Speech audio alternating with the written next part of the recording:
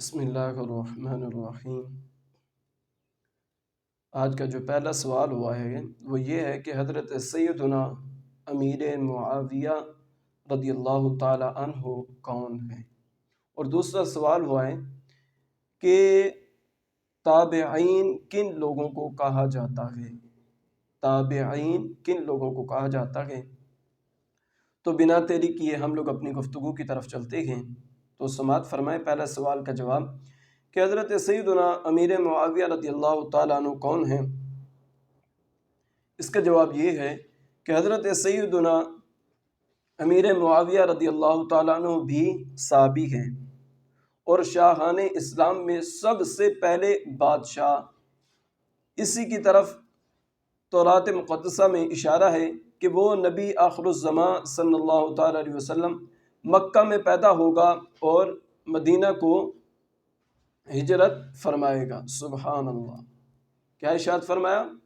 مکہ میں پیدا ہوگا اور مدینہ کو ہجرت فرمائے گا اور اس کی سلطنت شام میں ہوگی۔ تو آپ رضی اللہ تعالیٰ عنہ کی بادشاہی اگرچہ سلطنت ہے مگر کس کی؟ محمد رسول اللہ صلی اللہ تعالیٰ علیہ وسلم کی۔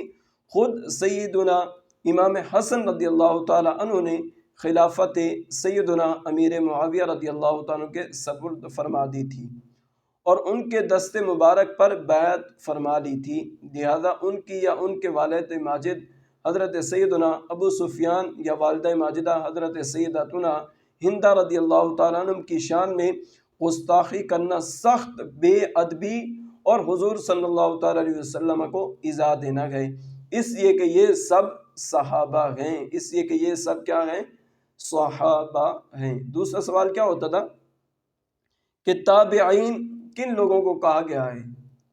جواب سماعت فرمائیں۔ حضور سرور عالم نور مجسم شاہ معظم صلی اللہ تعالیٰ علیہ وسلم کی امت مرحومہ کے وہ مسلمان جو صحابہ کرام رضی اللہ تعالیٰ عنہ کی صحبت میں رہے انہیں تابعین کہا جاتا ہے، اور وہ مسلمان جو ان تابعین رضی اللہ تعالیٰ عنہ کی صحبت میں رہے وہ تبع تابعین کہلاتے ہیں۔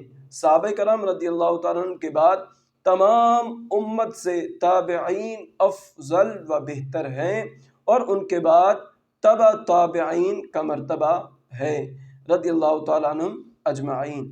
تو یہ تھے دو سوال، ان کے جوابات آپ لوگوں نے سماعت فرمائے۔ اللہ رب العزت ہم سب کا حامی و ناصر ہو۔